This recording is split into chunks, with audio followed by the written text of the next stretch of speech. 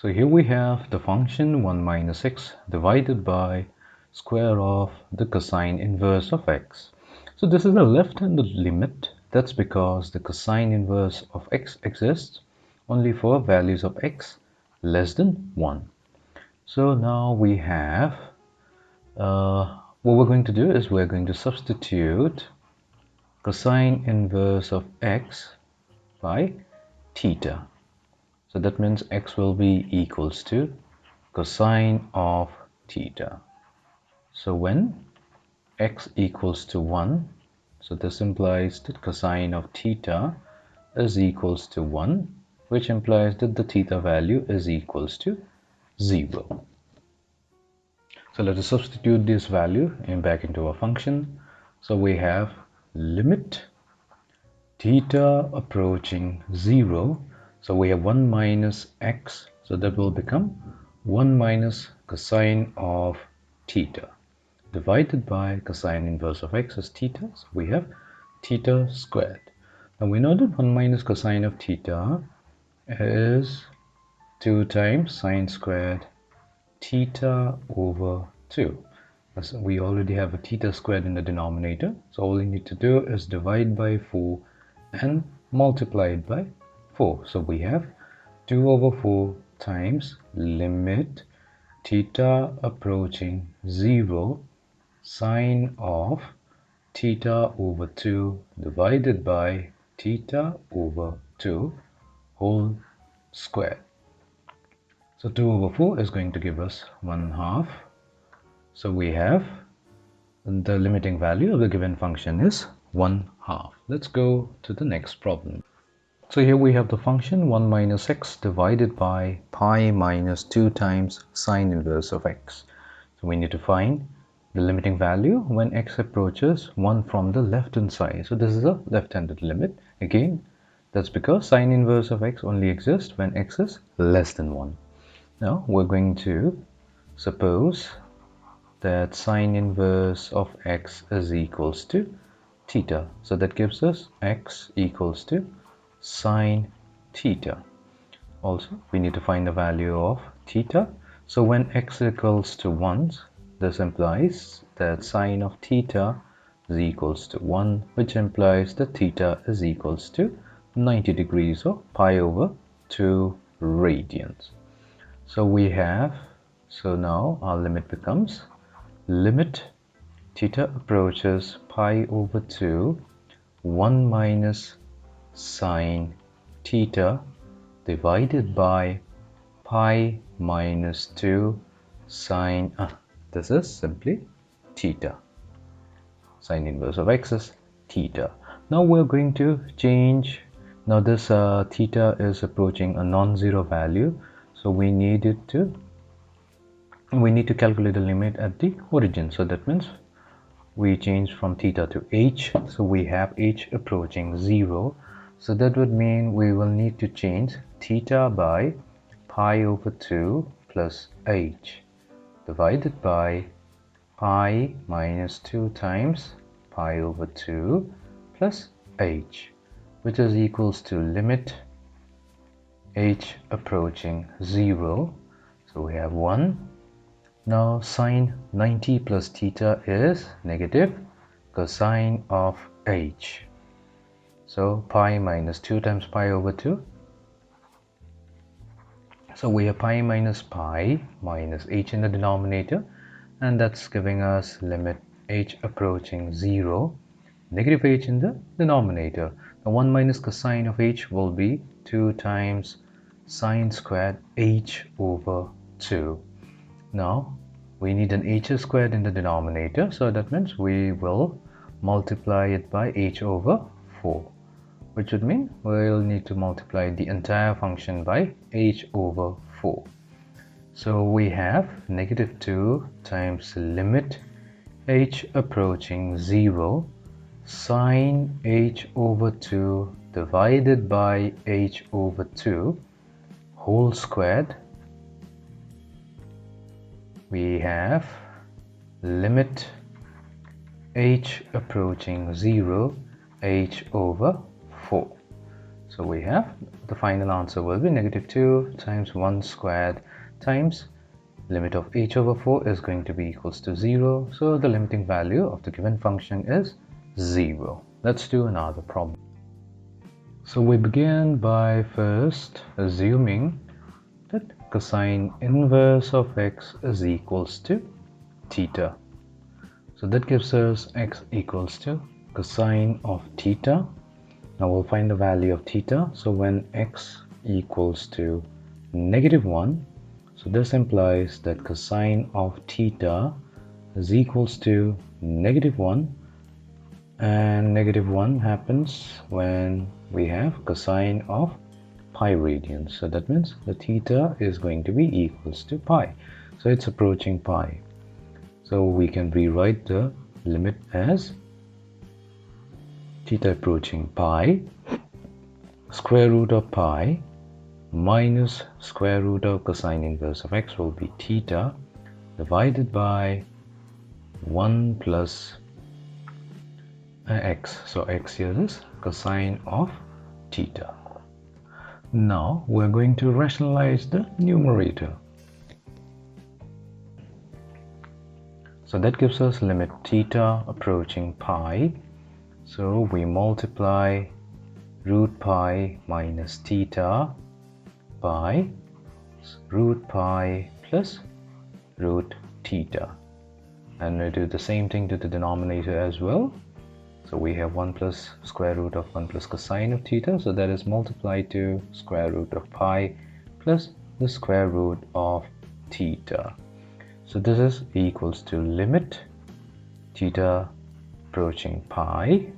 So we have a minus b times a plus b. So that's simply going to be pi minus theta divided by square root of 1 plus cosine of theta multiplied to square root of pi plus square root of theta. Now here our limit is the theta is approaching a non-zero quantity, which is pi. So what we're going to do is we're going to change it to h. So we have limit h approaching 0, but we're going to approach it from the left hand side. That is because in the question we have a right-handed limit and it's calculated to the right of -1.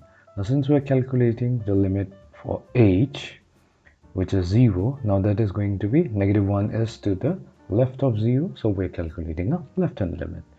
Now doing so means we have to replace theta with pi minus h divided by square root of 1 plus cosine of theta. So theta becomes pi minus h multiplied to square root of pi plus the square root of pi minus h, which will be equals to limit h approaching 0 minus, so we have pi minus a pi plus h divided by square root of 1. So we have here cosine of pi minus h, so that will be equals to cosine of h, pi being pi is the even multiple of pi over 2, so 2 times pi over 2, so 2 being an even number, so we are getting a cosine of h.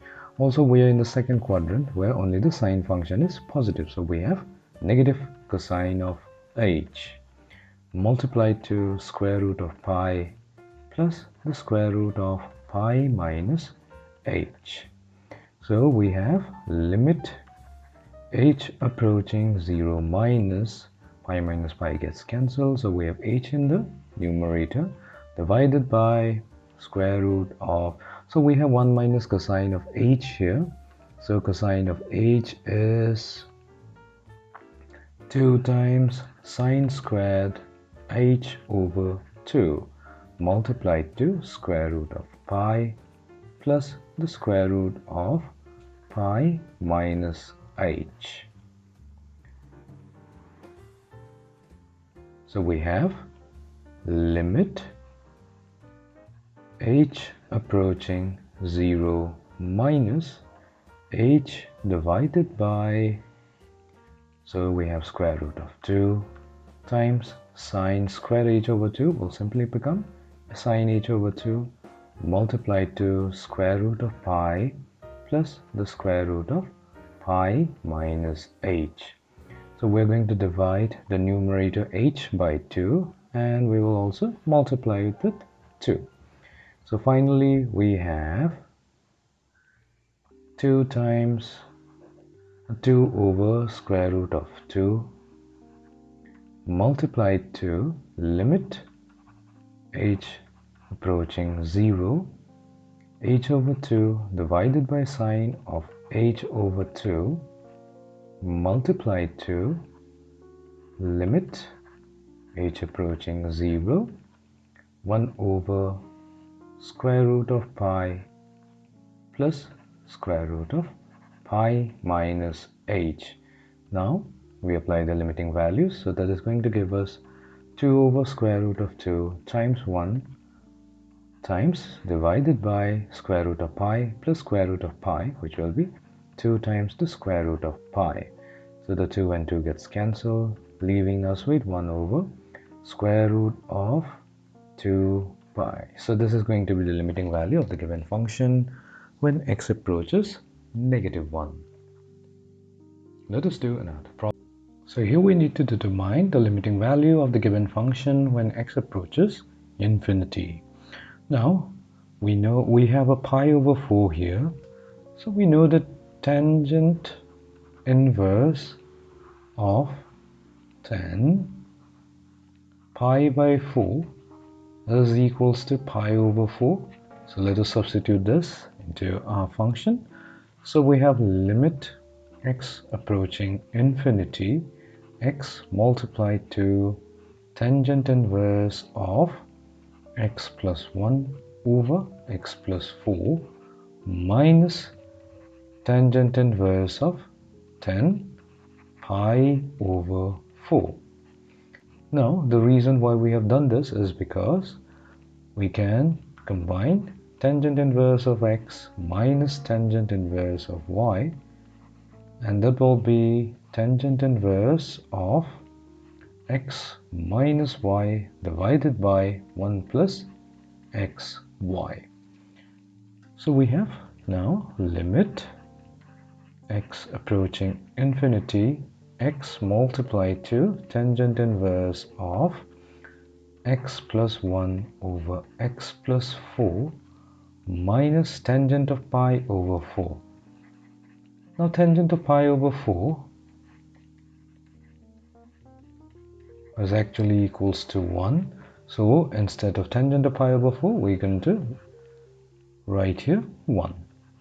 So divided by 1 plus x plus 1 divided by x plus 4 times 1. So we have limit x approaching infinity, x multiplied to tangent inverse of x plus 1 minus x minus 4 divided by x plus 4 plus x plus 1. So that gives us limit x approaching infinity, x multiplied to tangent inverse of, so the x and x gets cancelled, 1 minus 4 will be -3 divided by 2x plus 5.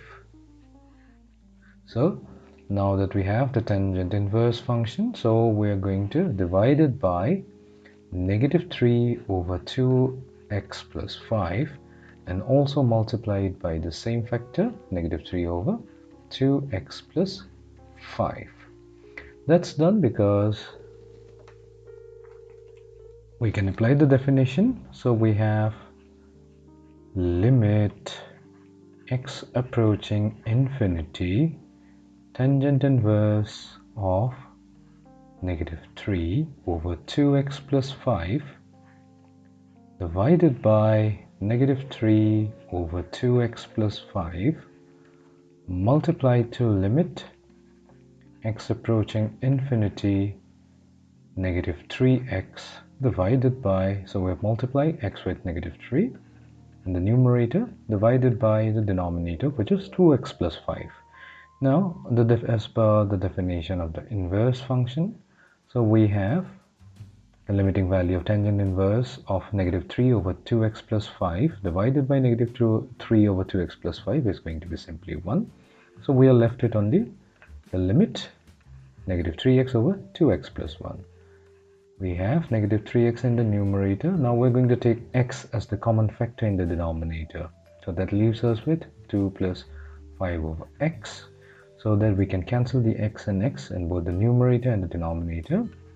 So we have limit x approaching infinity, negative 3 divided by 2 plus 5 over x, which will be equals to negative 3 over 2. So this is going to be the limiting value of a given function when x approaches infinity.